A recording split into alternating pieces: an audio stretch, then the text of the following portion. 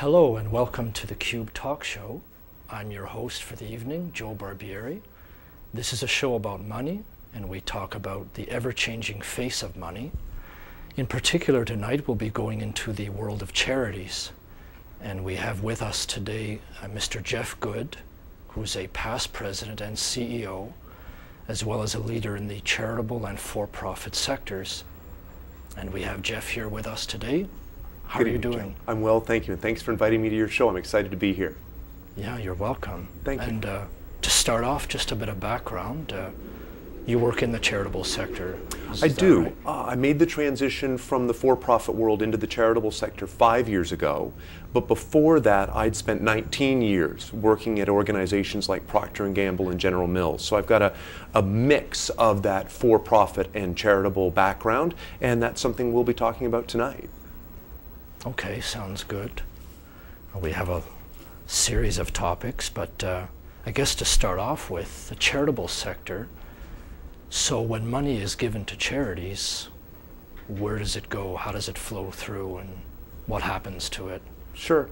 So there are a variety of charities. The sector is very large and contains over 160,000 registered not-for-profit and charitable institutions.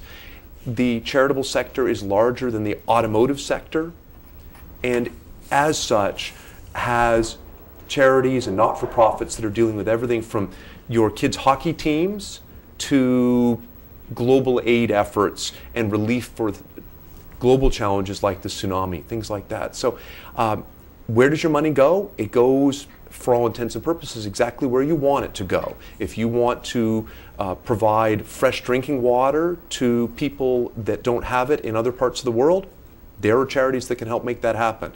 If you want to help animals in a shelter that are being abused, that's a good place to send your money. So there's a lot of choice. Okay. Would you say the last 10, 20 years there's been a large growth in the number of charities that exist? Yes. Interestingly enough, despite the fact that we're seeing recently in Stats Canada information a bit of a tailing off in the amount of total giving, one of the things that's happened is that we're continuing to see growth in the number of charities. So one of the things that I'm concerned about, and I think it's something that we need to think about as a Canadian society, is charities perform a vital role in our culture.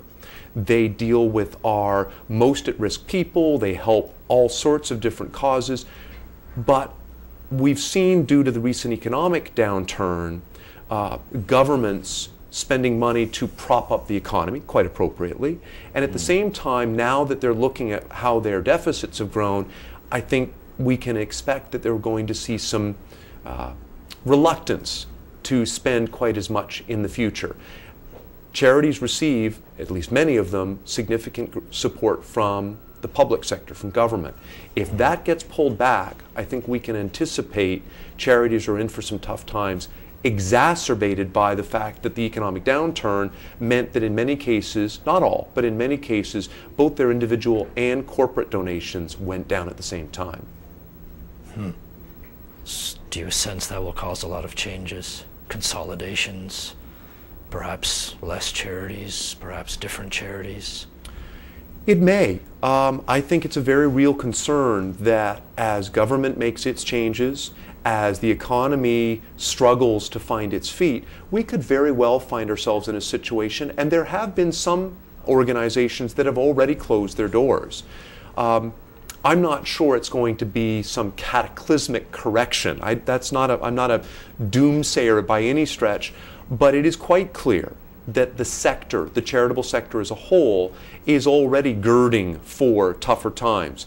All you have to do, and we'll talk more about this later on, is visit some of the websites that are advertising for positions, and there is a fair bit of interest in organizations, charities that are trying to figure out new ways to raise money, to diversify their revenue streams, because most charities, again, I'm speaking in a bit of a generalization here, but most charities generate most of their revenue through individual donations. And if people are struggling to find work, we're going to find that that means less revenue and charities will be in trouble.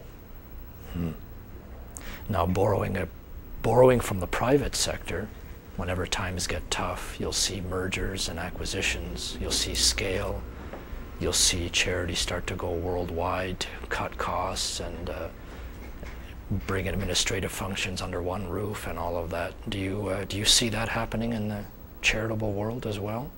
Joe, it's a really good question, and I suspect that you're a little bit ahead of your time. With my background in the private sector as well, I agree wholeheartedly that there's an opportunity for that. I mentioned earlier that we've seen charities, the number of charities actually growing at the same time as the amount of total donations has been relatively stagnant. If I can use a for-profit phrase, that means there's more competitors fighting over the same size of pie. That, as you're indicating, leads to some tough choices. Charities are beginning to talk about those sorts of synergies. Is there an opportunity to merge? Is there an opportunity to seek cost efficiencies back of house and so forth?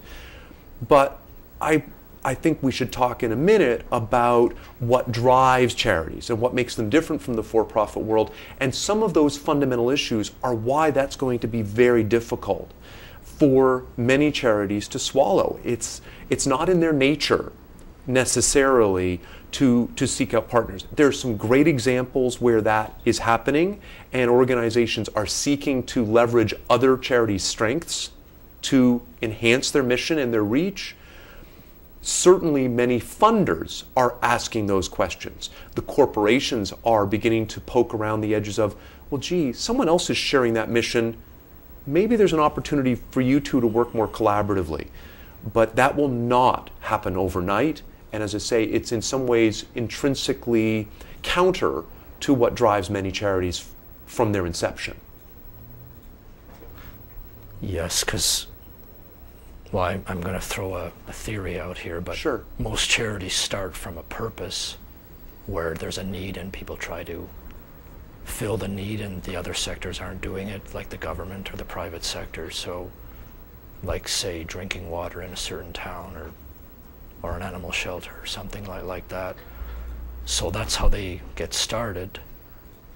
And then if the founder is still there and somebody tries to merge, they'll say, well, I have certain principles and they're not the same. That's what you're getting at, right? I think your theory is bang on, and it doesn't even have to necessarily just be a situation where the founder is still there. There are many organizations, and think of some of your viewers' favorite charities, where those organizations have proud histories. They have a legacy of critical impact on the communities and the services that they offer. So I say, with no disrespect, they have a vital mission, and in a way that is quite different from the for-profit sector. So for your viewers that are entrepreneurs, they've probably been schooled in the idea that they need a mission. In the charitable and not-for-profit world, mission is everything. And we'll talk more about that in our conversation. But in the end, yes, that's exactly why these organizations, one, don't want to necessarily merge, because it would involve a blurring or changing of their mission. And more fundamentally, they do worry, with some legitimacy, that it may distract them from their ability to deliver on their mission. Mission is everything in the charitable sector. That means it doesn't change, right? Well, it means there's resistance to change. It means that it may necessarily require a deft hand in figuring out ways, if things get really tough, to survive. So now, I'm just going by my observation, but say 20 years ago, you didn't see many corporations giving money to charity. They just did their thing and made their money and reported on it, and that was the end of the year. And now you're seeing a lot of sponsorships, a lot of company logos on whatever, on many different things. So would you say the corporate sector is contributing a lot more than they used to in general?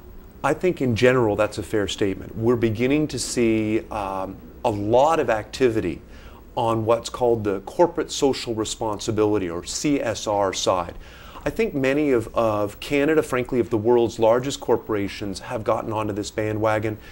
with varying degrees of effectiveness and with varying degrees of efficiency. Let me tell you what I mean. I think that there has always been a vested self-interest on the part of large corporations and frankly small organizations who are sponsoring the local hockey team, if you will, to get involved in helping their communities where their employees work. And at one point in time, it took a very formal sort of, if I can use this phrase, patriarchal way. When you think back when there were company towns and company stores, some of those were set up ostensibly for very altruistic reasons. Not always, but historically there's a background to why companies might have wanted to set up living quarters and libraries and churches for their employees. Well, that's not quite the way that corporate philanthropy is done today. That evolved over time into what today is sometimes referred to as checkbook philanthropy. What that looked like was, I'm just going to write you a check, here's my gift, and everybody gets a photo op, and the charity goes on and uses that money as it sees fit. That has rapidly shifted in the last few decades to a world where, particularly on the corporate side, donations and particularly the money that goes comes with potentially some strings attached, or more positively, comes with support and engagement from that organization. And I think of some of the charities where I've worked just in the last couple of years, the YMCA of Greater Toronto, Junior Achievement of Central Ontario. Those are organizations that have deep relationships with the corporate world and benefit from a relationship that's far more than just about an amount of money. And frankly, for your viewers that are involved with their employers through the United Way, there's a great example of where employees right across North America get involved and in many cases do more than just write a check. They may volunteer at some of those charities as part of that drive. Mm-hmm. Yeah, I could say I was one of those people, and I think many of your viewers are likely to be in that boat. I found the time was actually more valuable than the money to provide as a person doing it. Now, probably a company would say the same thing that we offer our people, and I know one of my past employers has done that. They said we have a day and people go out and work at one of the agencies, the United Way agencies, and do whatever is needed. And that was actually much more effective and much more solid in terms of a relationship. They had the money part as well, the taking an amount from your paycheck every month, but the time is what everybody remembered. So yeah, I could relate to that exactly. If I can build off of that, it's actually more than just about the money. One of the things that makes a deep relationship between a donor corporation and a particular charity or charities so powerful is that there's been some research done that shows the benefits that accrue back to the corporation through having their employees get involved with charities. So for your viewers that perhaps are working at smaller or medium-sized organizations where this isn't the norm, I would urge them to consider this. I've done some reading, and certainly there's even work gone on right here in Toronto. An individual at Manulife's, Sarah Sayso, has been very involved in exploring the impact of Manulife's involvement on the charitable front. And her research seems to indicate that retention levels go up, the perception of the employees of their employer goes up, and a variety of other positive impacts in terms of allowing employees to take those days, or in some cases days, out of their busy work schedules to go out and make a difference in the local community. There's a very real sense that that makes a difference. And there are, and I have the numbers somewhere on my sheets here, there are over 2.1 billion hours of volunteer hours that were delivered just in 2007. Now, some of that is from young people at school getting their high school diploma. Some of that is from retirees. But a significant chunk of that comes from corporations that are letting their employees go out and make a difference in their communities. Would you say it's most of it? Or? I don't have those stats, but I can tell you it is certainly a significant chunk. There are organizations, I'll use my example of working with Junior Achievement. Junior Achievement could not deliver the kind of programs that it does without the support of thousands of volunteers, largely from corporate Canada, right across the country. Without them, no programs in the classroom. Yeah, I guess that would make sense. So yeah. Yeah, I can go on to the funding part of charities. I mean, there's been stories in the news about, actually the charities themselves even have statistics about, for every dollar, 80 cents goes to this and 20 cents goes to this. And usually it's broken by fundraising or by operation or by charitable works. What's your take on that? Does a large amount of money go for fundraising, and does it depend on who the charity is and what they do? And so it's a great question, and it's one that is in many ways highly sensitive. Yeah. Because what we're dealing with in the case of individual donors or corporations making a gift, or frankly the government, everyone wants to see their gift have A, as most impact as possible, but B, to do exactly what you intended it to do. So I am highly appreciative of, when I make a gift, wanting to make sure that there are clear expectations about what that money's going to do. But it raises a variety of very interesting topics that I offer some of your viewers, and frankly, as I talk with my peers in the sector, we need to have a more open and informed conversation about. One of those aspects is, what does it actually cost to run a charity? I want to chat with you about that a little bit. I want to talk a little bit and help perhaps raise some awareness around the things that are required to raise money. So is there actually a cost associated with keeping a charity alive, in enabling it to achieve its mission? And then I guess a third area that we could touch on a little bit is what are some of the challenges we've seen, and I know just in recent past here in Toronto, where senior executives at large charities have parted ways, and it's front page news when their severance package is well into the six figures. I can understand why that's newsworthy, and at the same time, I think it's something we need to talk about. So let me start perhaps with some thoughts around charities, their ability to deliver on their mission, and what that means in terms of where your fundraising dollars go. Okay. When you make a gift to a charity, as an individual or as a corporation, if every dollar of that only went to delivering on the mission of that organization, so if it's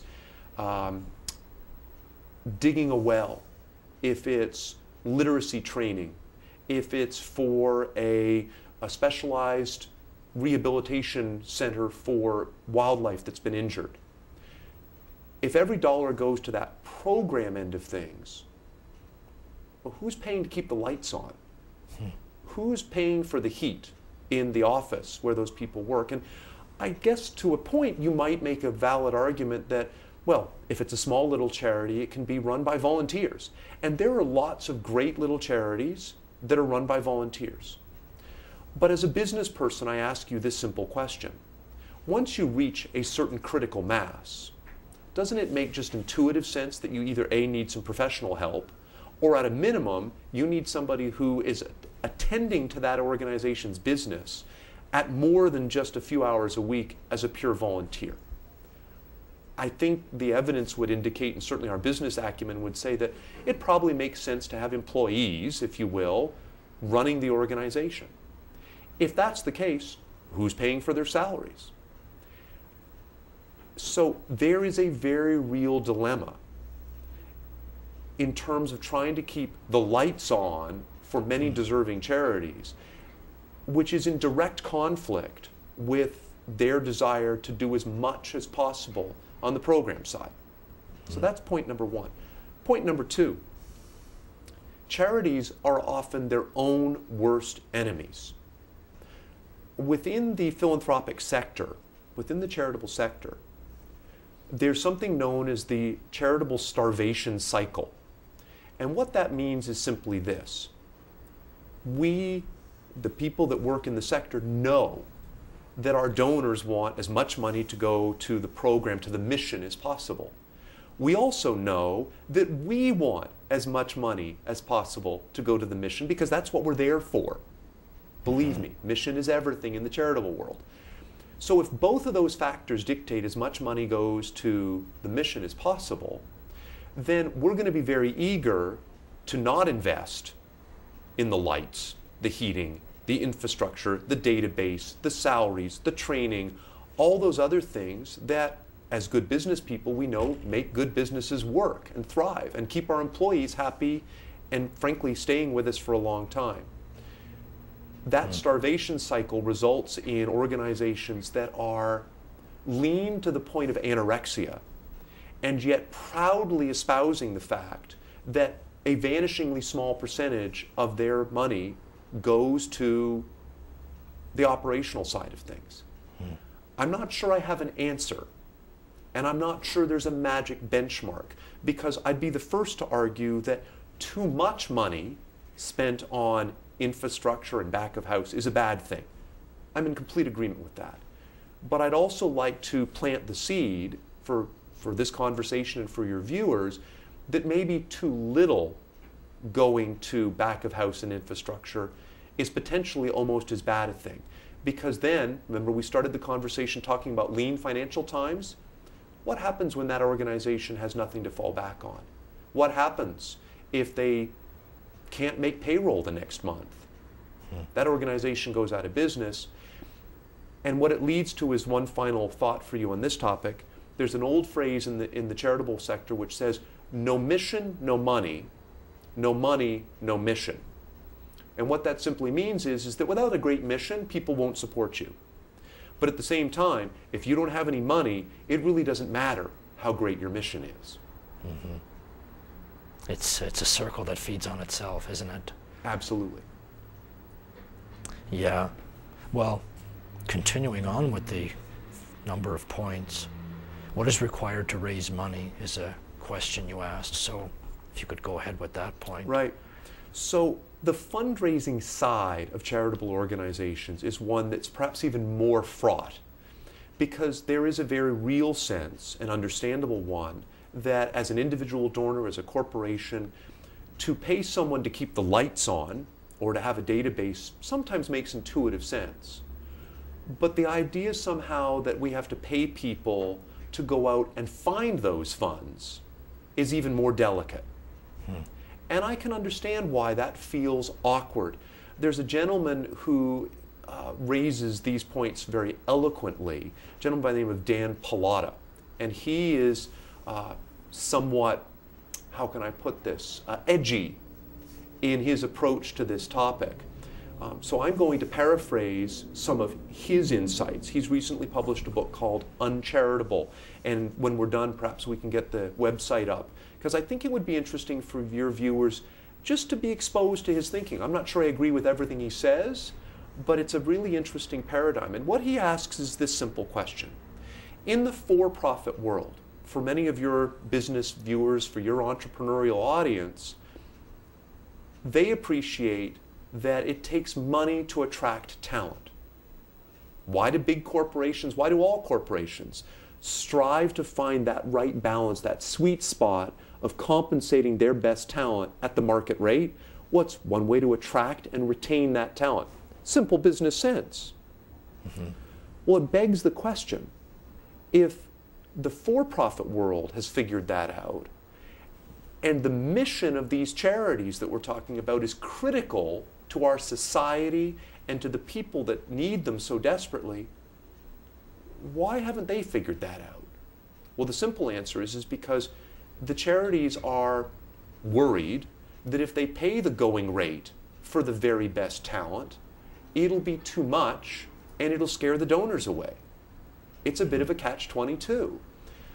Again, I'm not sure I have the answer on how to resolve that dilemma, but if your viewers become aware of that dilemma, they can at least make an informed choice about the idea that they are supporting organizations that have a good balance of costs going not just to infrastructure, but in effect paying the people there that are making that mission possible a fair salary seems to make sense in the for-profit world, and I offer might very well make sense in the charitable world as well.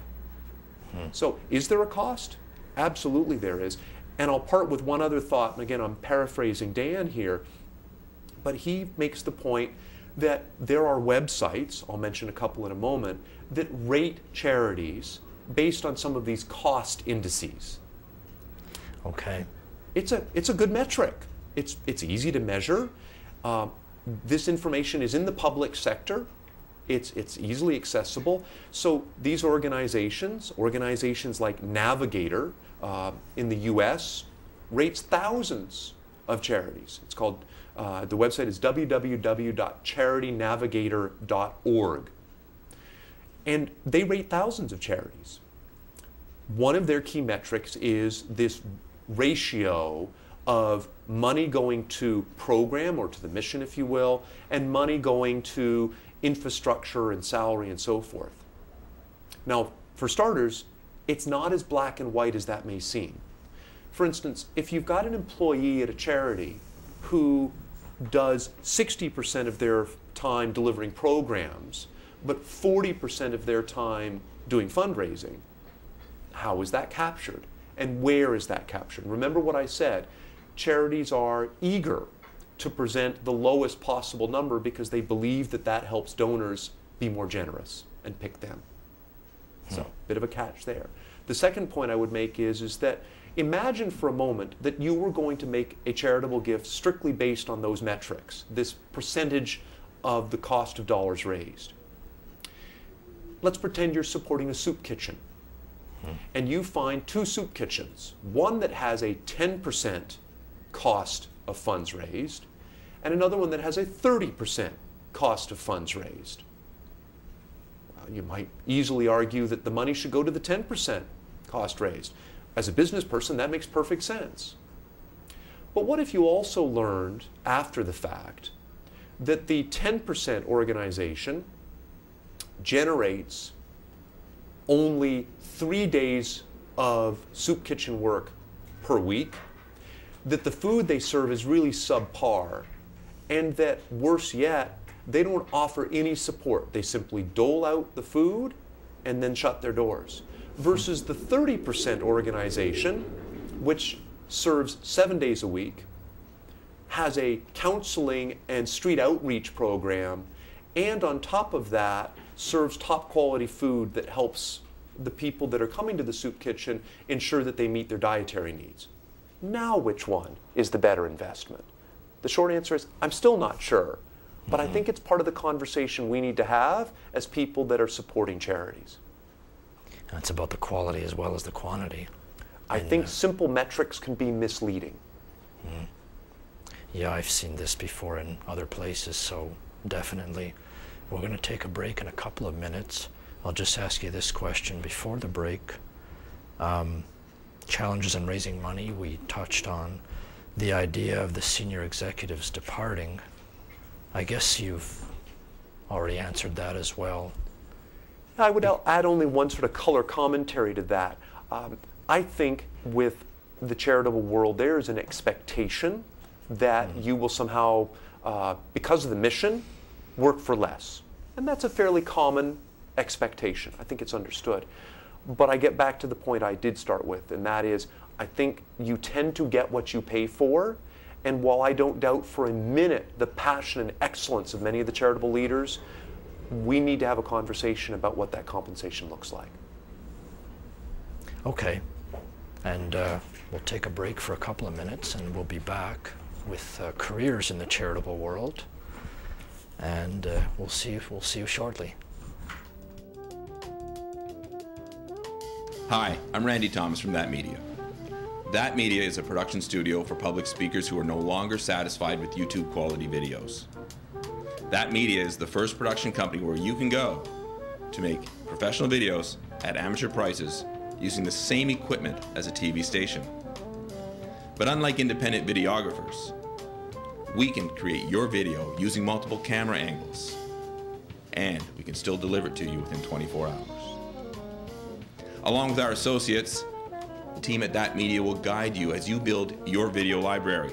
We will also show you how to maximize your online presence SEO ranking, and hopefully achieve your dreams. My name is Randy Thomas, and I am a member of the That Media team. I invite you to call me or contact me by email because it would be my pleasure to work with you.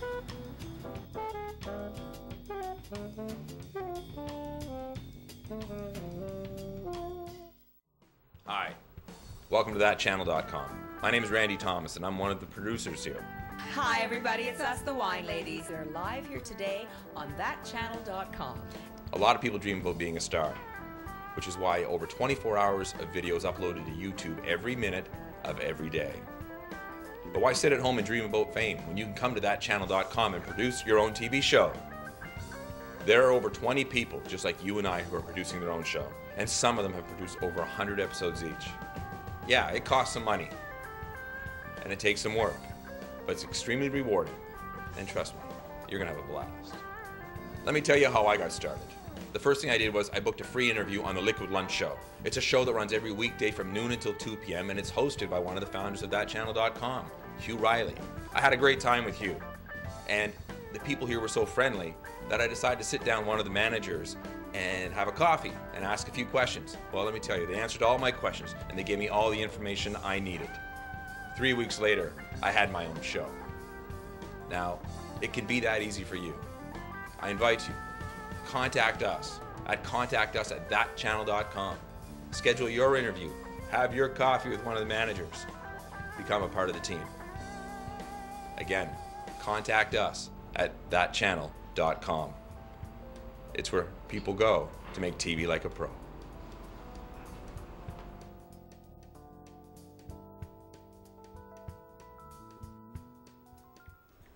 Hello and welcome back to the Cube Talk Show.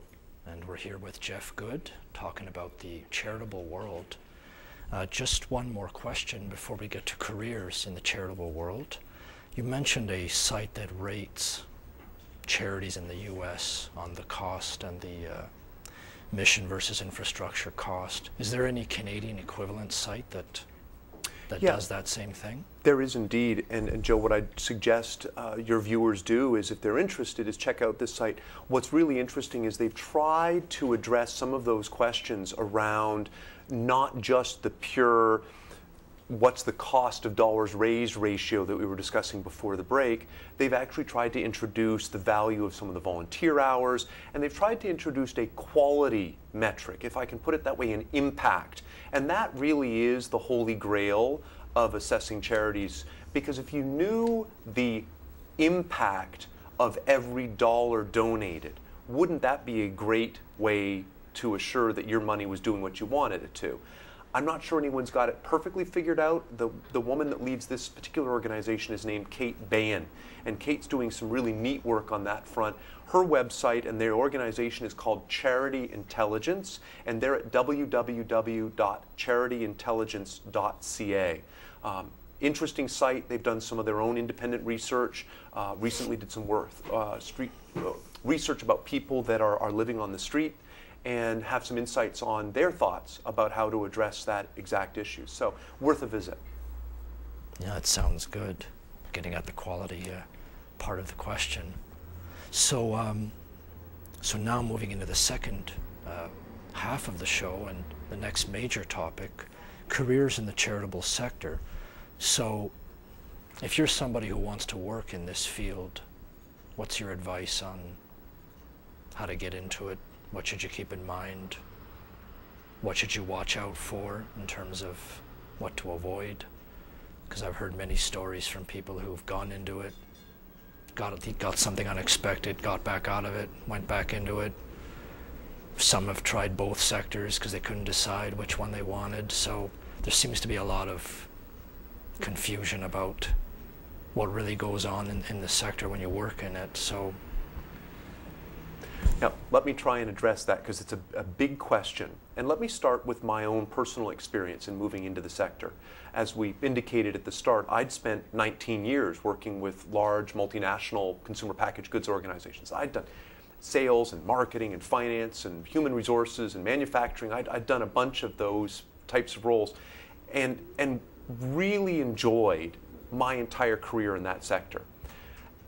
What struck me when I had the opportunity in 2005 to think about what I wanted to do with the next stage of my career was that I wanted to give back. I wanted to make even more of a difference.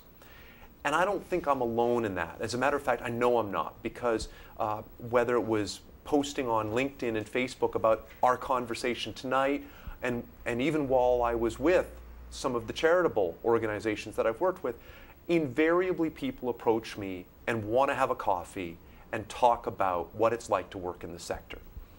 Let me highlight something that speaks about one of the great, wonderful things about working in the charitable world, and that is that I think people will find that the people that are in the sector are remarkably open and willing to talk about their experiences and why they love what it is they get to do. I had dozens of meetings in 2005 as I thought about this transition with people that were quite senior all the way down to the very grassroots. Now, one, it's good advice for anyone considering a job transition and moving into a new sector, learn about it. But I was really pleasantly surprised by the warmth and openness of the people in terms of wanting to meet with me and share 20 minutes. And I've tried to pay that back in my roles. And what I'll do at the end as we talk about my blog and so forth, if people want to connect with me and ask questions, I'd be happy to try and find some time to answer their questions. But I think this evening we can probably address maybe a top 10 list of differences and then maybe some key tips in terms of considerations. Okay, that sounds good. All right. So let's start with a top 10. And what I've tried to do is, I already alluded in our conversation to the fact that there may be differences in pay and so forth. Here are some things that your audience may not have considered. The first one is that, as I've said already, there are two things that are the pivotal elements for charities. Number one is passion. And you'll hear that a lot when you talk about people in the sector, but if you're going to consider making a move into the charitable world, you need to have a passion for the organization or the sector that you're going to move into. It won't be about the money. If you're in the sector, I can promise you that the opportunity for stock options, company cars, and all the other fringe benefits that may or may not come with the corporate world definitely don't exist. Now, as we talked earlier, there have been some unusual exceptions where the largest charitable organizations have paid a premium for the top talent, and we can debate the merits of that. I certainly understand why, since it works in the for-profit world, it's a topic that we need to explore in the charitable world. But for most of us, that transition will not represent a significant increase in our income. So it's got to be about the passion. That's number one. Okay. Number two, I've already mentioned mission. Mission takes on a whole new meaning in the charitable world, and I knew this when I joined the YMCA. When I left the for-profit world, my first stop was at the YMCA Greater Toronto. And we sat down within days of my arrival at the West End YMCA in a staff meeting. And what was interesting was that in a way that was somewhat reminiscent of the for-profit world, there was a conversation about how the West End YMCA members were feeling about their memberships, and had there been retention and new memberships. There were a variety of metrics that were explored in that first team meeting. Sounded kind of like a for-profit. But it changed about 2 sentences in when the conversation about the delivery of the Y's mission was mentioned in exactly the same breath. Were we talking about healthy minds, spirits, and bodies? Were we having the kind of impact that we wanted to? And were there members that needed membership assistance that we needed to reach out to? That's not a conversation I ever had while working in the for-profit world. Now, I guess maybe if I'd worked in a corporate social responsibility department and was talking about how corporate dollars were going to be allocated, perhaps that would have been part of the conversation. But I suspect for most of your viewers, that's not the first and foremost mindset. But I can tell you that living the mission, being true to that mission, and acting on it every day is absolutely critical in the charitable world. if I can add one other color commentary, I recently read someone's blog that made the point, are you on a mission or do you have a mission? And they made the distinction that most organizations have a mission. But if you're living that, as my first point said, passionately, then you don't just have a mission, you're living it. And most good charities have staff and volunteers and people that are living that mission. So that would be my second big difference. Yeah, that reminds me of the saying, well, the idea of integrity. And they're starting to talk about this in the profit world as well, where they want you to be a leader everywhere, at home, at work, in meetings, in interests. They're starting to encompass every part of your life. So there's sort of this idea coming up, which I don't know if they got it from the charitable world, but it's sounding like the same thing. And you can tell by the interviews, the questions they ask, and that they want their interests on their resume and how they approach it. So it makes sense. This concept of passion, of mission, is so deeply imbued that many of the smaller charities, while they will definitely have a mission statement, won't even get into some of the for-profit world's conversations around values and things like that, in part because it's such an integral part of what these charities are doing that it's really secondary. If you get their mission and you have a passion for it, you're going to be living that in all aspects of your life. And that's one of the reasons why many of these organizations are able to pay less than the market rate, because people want to make that difference. So it becomes a bit of a self-fulfilling prophecy, as we discussed earlier. So number three, here's another big difference. The third one is volunteers. I don't know of many for-profit organizations that use a significant number of volunteers. Can't think of any offhand. I can't think of very many charities that could not exist without volunteers. So for people that are watching and listening and thinking about what they'd like to do with some spare time, pick a favorite charity, go volunteer, because if you make a sincere long-term commitment, you will make a huge difference to that organization's ability to deliver on its mission. So volunteers has a variety of aspects. There is, however, a catch in the volunteer piece. Now remember, we talked at the start of the conversation about change. Okay. Imagine that you're a volunteer and you've spent 10 years giving your heart and soul to a particular charity. And somebody comes along and says, well, you know, we're having some financial difficulties and we need to merge. Or, gee, we need to fundamentally change the way we go about delivering on our mission.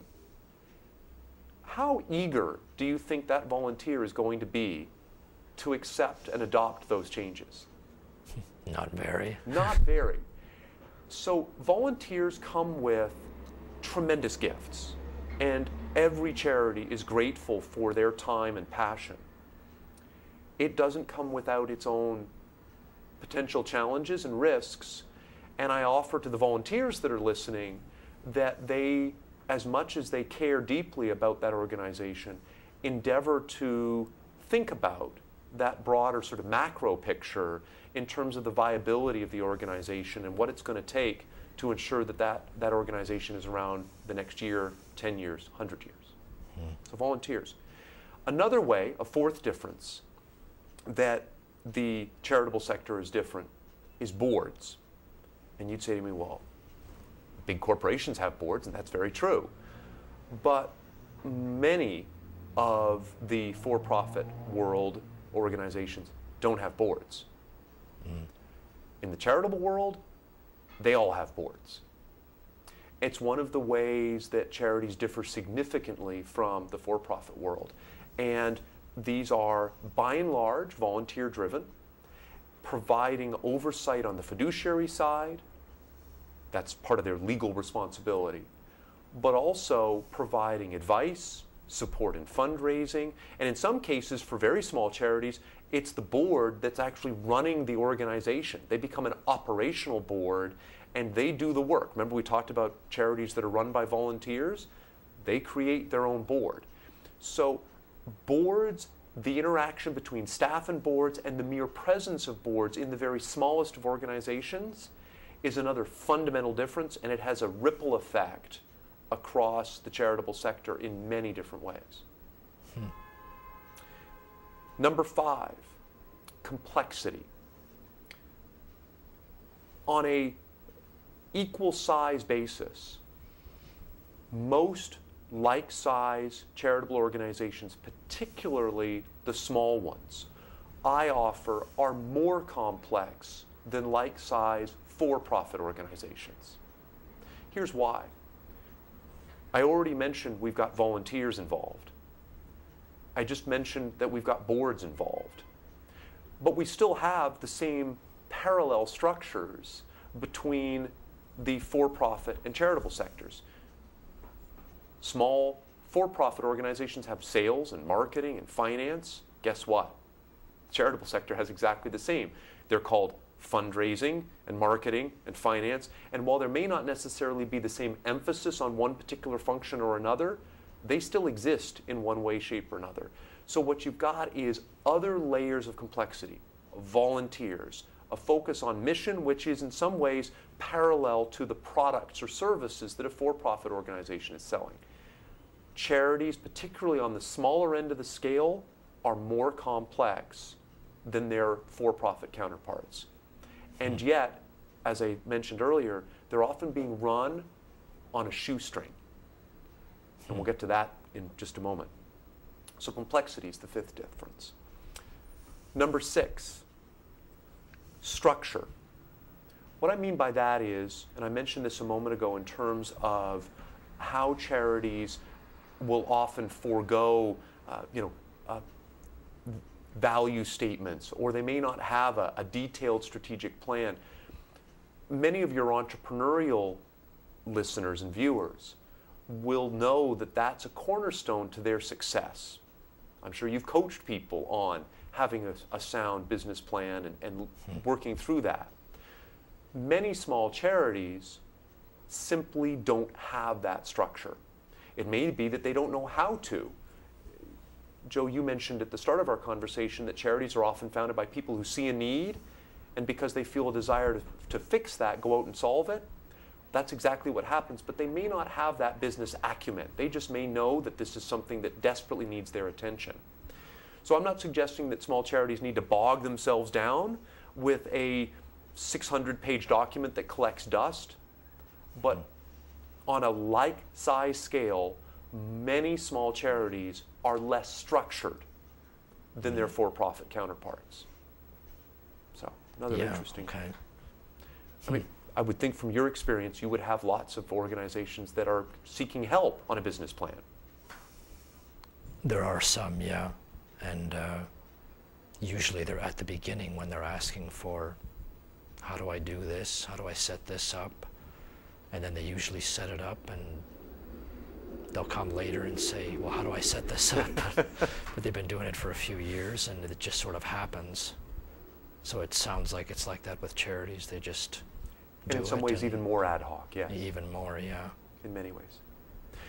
The 7th big difference is around how lean these organizations are. And I think there may be a misperception among many Canadians that somehow charities are loose with their money or not cautious with how they spend their money. I don't know of any charities that are not watching every penny and being very prudent in how they spend it. Now, we said earlier there may be some disagreements on how that money is spent, but I think that most charities could show many for-profit organizations a thing or two about being lean. Remember, I described earlier this charitable starvation cycle, and most of these charities are operating out of very simple office spaces or people's basements. Most of them are heavily reliant on charitable work. Many of them are seeking in every way possible to get some kind of charitable rate for everything that they do. it's like a for-profit startup, but it stays that way throughout its entire career. And they are very, very lean. So that's another big difference. Having worked at some larger organizations and having been very happy to watch the breakfast tray be brought in for meetings, that's not the norm at most charities, even some of the larger ones. So that would be another difference. I think another point, my 8th one, is one that goes back to this idea of the cost of fundraising and the skills that it takes. And that difference is around intangibility. I'm not sure that's a word, but it's this idea that most charities, when they make an ask, if I can put it that way, of a prospective donor, they're talking about making a donation to something that may or may not be tangible. So when I go out and buy a box of Tide from my days working at Procter & Gamble, I get something in return.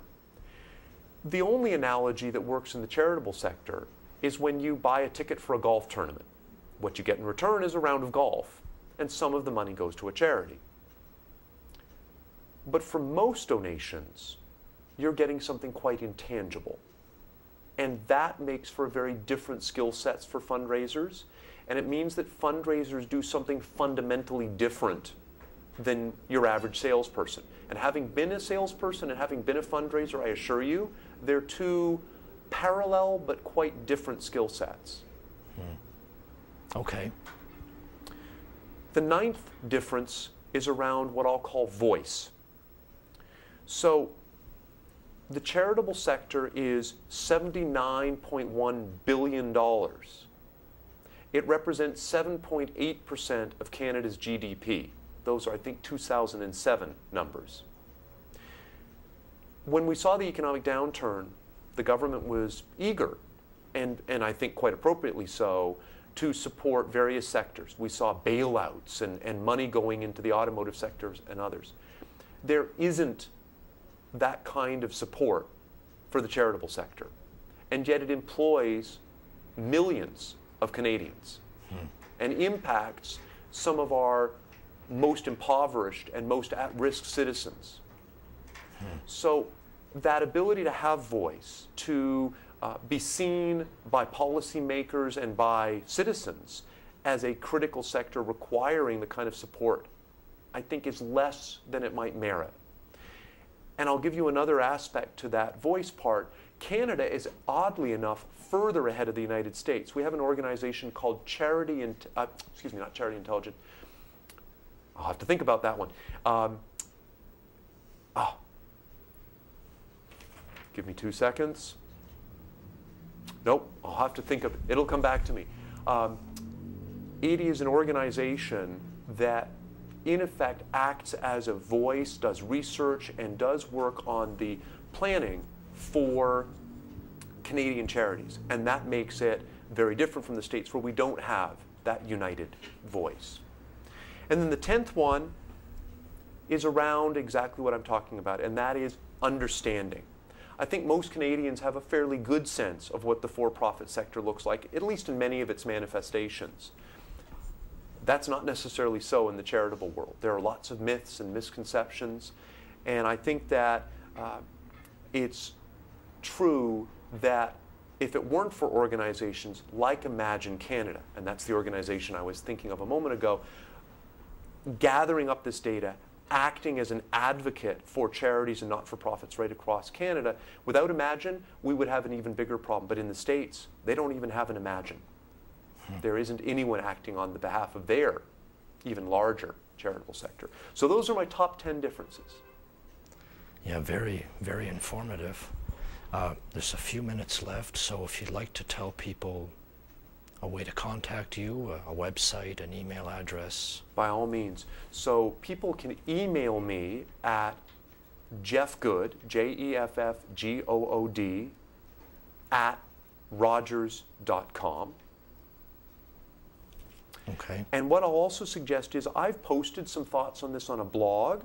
If they Google Blogspot and then all one word, Good World Conversations. So if they Google Blogspot, which is the hosting site, and Good World Conversations, it's actually goodworldconversations.blogspot.com. So those are two ways that people can read some of this. I'd be happy to share other insights, other websites that they might be interested in visiting, and obviously answering questions about considerations as people think about maybe making a move into the charitable sector as a career. Yeah, I think there's a lot of people out there thinking about that. Thanks for coming on, and that's the show for tonight. So thank you for tuning in live on thatchannel.com. This show airs the third Tuesday of the month at 6 p.m., 6 to 7. You can also watch it at the podcast archives on thatchannel.com under the banner The Cube Talk Show. And it is also on my website, www.joetheinvestor.ca. And for my contact information, my email, joetheinvestor.today@gmail.com. And you can follow me on Twitter @joetheinvestor as well. Have a good evening. Thanks for watching. Hi, I'm Randy Thomas from That Media. That Media is a production studio for politicians who need a more convenient and personal way to stay in touch with their constituents. They say a picture's worth 1,000 words. Well, if that's true, a video is worth 1,000,000. Our studio is located right next door to City Hall in downtown Toronto, and we have very flexible hours. The only thing amateur about us is our price. Unlike independent videographers, we will record your videos using the same equipment as a TV station, and we could have it ready for you as quickly as the time it takes you to get back to City Hall. Whether you're a politician or a civil servant, we are the most affordable, convenient, and fastest video production service in town. My name is Randy Thomas, and I am a member of the That Media team. I invite you to contact me by email or by phone because it would be my pleasure to work with you.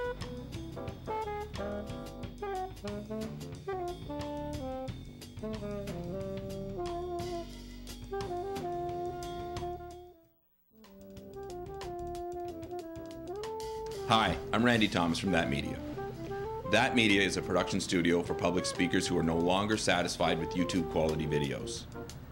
That Media is the first production company where you can go to make professional videos at amateur prices using the same equipment as a TV station. But unlike independent videographers, we can create your video using multiple camera angles, and we can still deliver it to you within 24 hours. Along with our associates, the team at That Media will guide you as you build your video library. We will also show you how to maximize your online presence, SEO ranking, and hopefully achieve your dreams. My name is Randy Thomas, and I am a member of the That Media team. I invite you to call me or contact me by email because it would be my pleasure to work with you.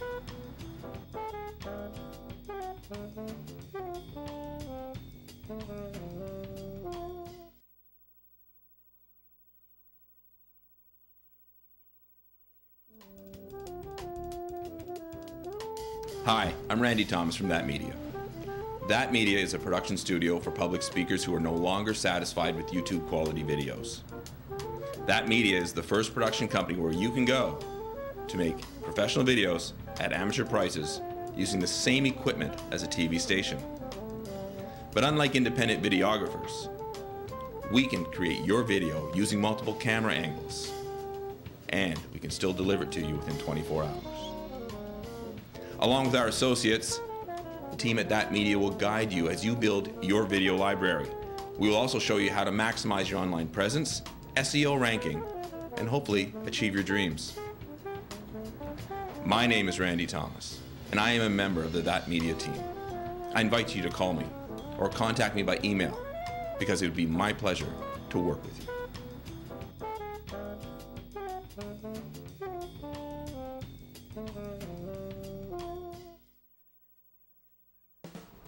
Hi, welcome to thatchannel.com. My name is Randy Thomas, and I'm one of the producers here. Hi everybody, it's us, the Wine Ladies. They're live here today on thatchannel.com. A lot of people dream about being a star, which is why over 24 hours of videos uploaded to YouTube every minute of every day. But why sit at home and dream about fame when you can come to thatchannel.com and produce your own TV show? There are over 20 people just like you and I who are producing their own show, and some of them have produced over 100 episodes each.